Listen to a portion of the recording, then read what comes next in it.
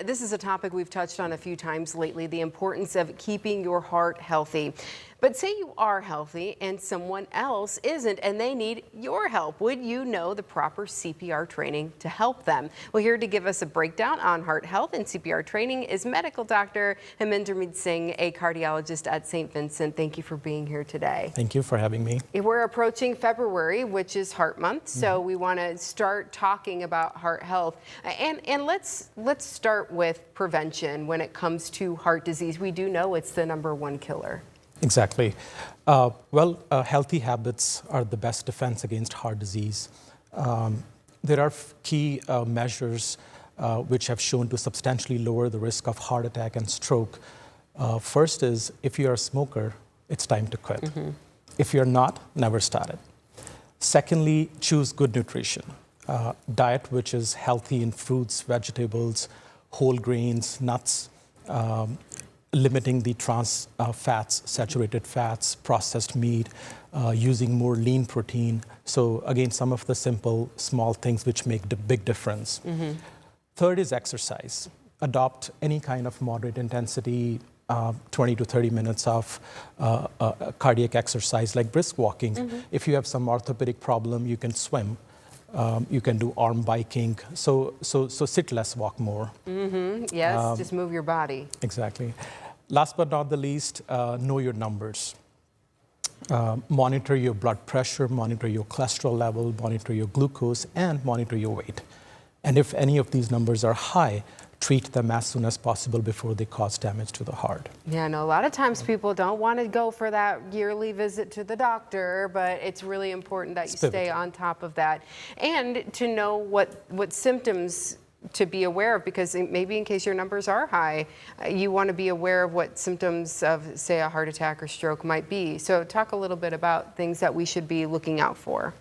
Heart disease often presents as chest pain or discomfort. Many patients would describe it as pressure sensation in the chest, going to your jaw, going to the arms or back of the shoulder blades.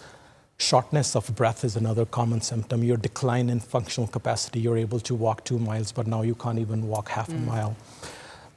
Now, it's really important to know symptoms can be atypical in women.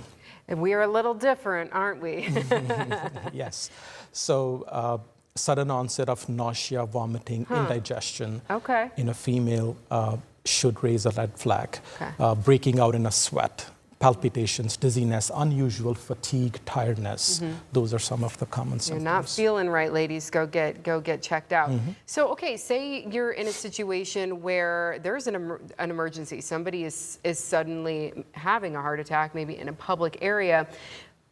CPR is the first thing. If anybody standing around can jump in and help with that, call 911, but then CPR, right?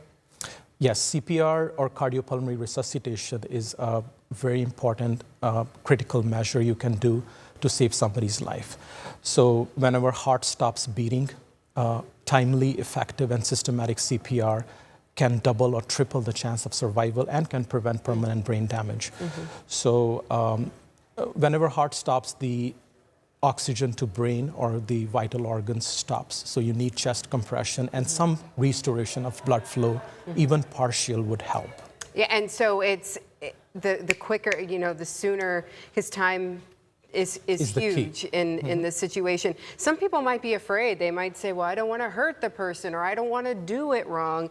People can get certified and can get trained so that we're ready in those moments. You're right. CPR training can not only save life, but it can make your workplace, your home, your school safer. And people around you will feel safer that you know CPR. And it's really easy to get trained. It's very easy, inexpensive way. You can go to any reputable organization websites like American Heart Association, cpr.heart.org, or American Red Cross, and you can sign up for some programs close by. CPR training not only gives you the power to save lives, but also develop self-confidence in you. You know how to react in an emergent situation. You know how to handle pressure. You know how to work as a team, so definitely highly beneficial. Right, you might say, okay, Hopefully you never need to use these skills, but just in case something does happen, you'll have that little bit of confidence to say, you know what, I have been through this training, I know what to do. Absolutely. And like you said, it is easy to get certified and, Correct. and just get it done, right? Yeah. Around 350,000 people in the United States suffer from cardiac arrest.